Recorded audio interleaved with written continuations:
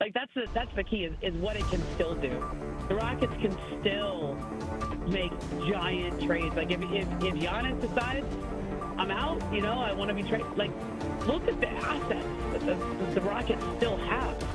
It's unbelievable. Like what they didn't have to put into that deal for Kevin Durant was incredible, and they still have so much firepower left to upgrade that roster even further. It's remarkable, Smalls, that we have a bunch of teams now in the NBA. 3 of them specifically come to mind. In Oklahoma City, Houston, and you mentioned San Antonio. 3 teams that are poised for right now and for later. Yes. That never happens. You never have contenders in sports that you look at it and you say, this team is going to be really good 4 years from now. Like, you just never have. Think about that for a second. Can you confidently say the Kansas City Chiefs 4 years from now are going to be as good as they are right now? No, but you know what team I would feel confident in saying that is the Green Bay Packers because of how young that offensive core is. That good now. But they're a playoff team. But they're not necessarily a contender for a title, are they? They definitely could be. If Jordan Love can be consistent, they will be competing for Super Bowls. Okay, but that's a big if. So do it this way then, Smalls. Do you think the Oklahoma City Thunder could win a title again this year? Yes, absolutely. No question about it. Do you think the Houston Rockets, who have gone out there and had a phenomenal offseason with Kevin Durant, lowering the contract numbers for Fred VanVleet, extending Jabari Smith, bringing in Dorian Finney-Smith, and bringing in Clint Capella, and some of these moves that they made, and keeping all the draft picks and all these young players, right? Oh, and Ime Udoka, by the way. And Ime Udoka. Do you think they could win a title this year? No doubt. Do you think they could be good for the next 3 or 4 years? For sure. Do you think they could get Giannis? Yes, as Ramona just outlined, they still have those assets. Right. Do you think the Spurs are going to be good this year? Yes. Do you think they could get Giannis if they wanted to? Yes. Okay. Do you think they could win a title this year? They might be a year away. Okay. Those series of questions and answers that we just asked about those teams, to do the now, could they get a guy, and could they win later, is an odd combination that 3 teams in one conference have right now. Do you think there's any team in the East you'd put in that category? Could they win now? Could they get a megastar later, and are they set up for the long term? Are the Cavs in that position? They can win now. They could get a megastar now, right? If they were willing to trade Evan Mobley, I would think that if Giannis were to get moved, they could potentially get him. The thing that I don't know about is can they win that much later, right? Because if you're going to get Giannis, you're still not loaded with young players.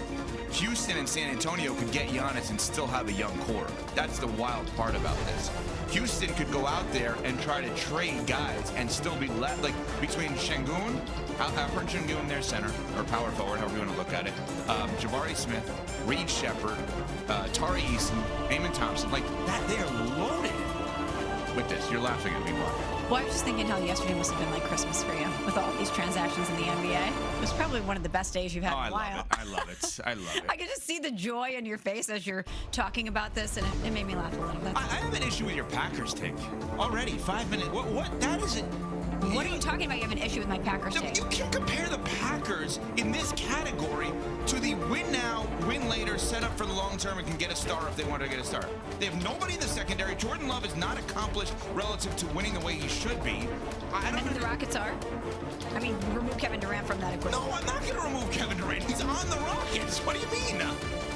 Like, oh, you think the Thunder are that good? Remove Shea. No, I'm not going to. I'm just saying he's a fresh acquisition. And by the way, you guys didn't get Mahomes. No, we definitely did not. But I think that my Packers take holds water because we played the sound from Damian Woody a year ago saying Jordan Love could be the MVP. Jordan Love could potentially one day be the best player in the NFL. We didn't see that this year because he was injured in the first game of the year versus the Philadelphia Eagles in Brazil.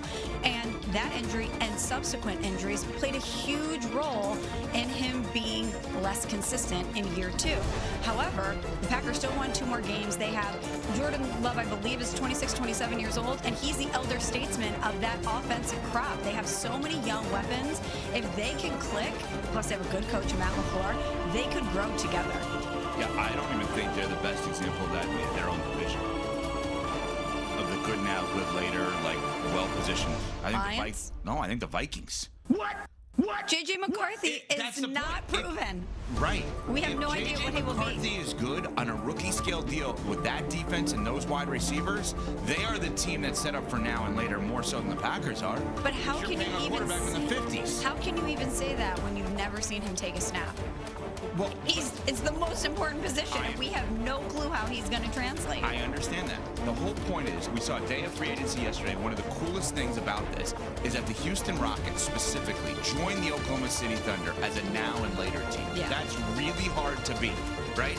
We saw a huge move yesterday with the Pittsburgh Steelers. They're just a now team, and they may not even be that good now. Yeah. They may not be that good later, right? But I think what the Rockets have done, what the Thunder have done, and I think you're onto it. I think we're going to have this exact same conversation about the Spurs in a year. What they have done is make themselves into a now and later team. The Nuggets, who I thought may have won the day yesterday, I thought it was a great trade by them, a now team. Right? They're not like a 5-6 years from now set up for the future kind of team. Well, when you have the best player in the world, you're always an out team. Right. But I think that's the beauty of what we've seen with Oklahoma City is they have the best player in terms of winning the MVP, Finals MVP, and winning a championship in Shai Gilgeous-Alexander. And yet you still kind of look at them, even though they're champs, as more of a later team because of how much this team is going to develop together. They're scary. And that's the same thing about the Rockets, right? You're saying, hey, they can win it all this year. They kind of are a later team, right? They're not fully developed. They haven't even handed out these big contracts in full to some of these guys. They did, obviously, with Jabari Smith, and they get Kevin Durant, who somehow you want to eliminate from the conversation when talking about the Rockets. Leave Kevin Durant to the side. No, I'm not going to do that. Why would I voluntarily do that? I just want to point out the Nuggets and Nets. What's interesting about that is both teams yesterday did exactly what they're supposed to do. When you're a bad team with cap space, you take on bad contracts to get paid off to do so. Yes. Nets get a 2032 first round pick unprotected. When you're a good team like Denver, you don't talk about the idea of trading Jokic. You talk about the idea of helping Jokic. And yesterday, they made a very shrewd move. If you have Nikola Jokic, you should not care about your 2032 first round pick. No. It's irrelevant. Now, you may say, hey, that's irresponsible. I don't care. I don't care either. I want to win as much as possible with him as my best player, and I upgraded the team, and giving up a 2032 first means nothing to me. No. So I love what they did yesterday, getting Cam Johnson from the Nets. Were you surprised they moved on from Michael Porter Jr.? No. You have a theory about this because of your intimate knowledge of that organization. Just Mizzou connection. I was a little surprised. Yeah, if you're going to run a business and not trade somebody because of where they went to college, that's a problem. People did that. I understand. But it was a smart move to move on from him. So there you go. All right.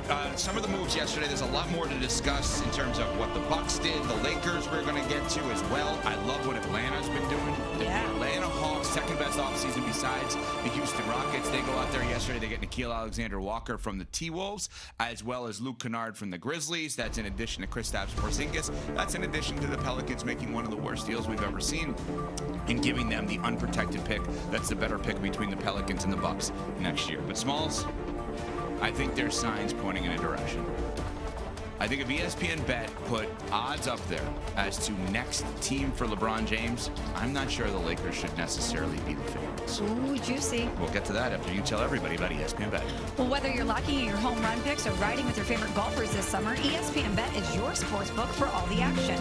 Go from checking stats on your favorite teams and players to placing bets in just a few taps. Plus, new customers can get $100 in bonus bets when you make your first $10 wager. Download the ESPN Bet Sportsbook app and sign up with promo code USL, that's USL, to get started today. Must be 21 plus. Gambling problem, call 1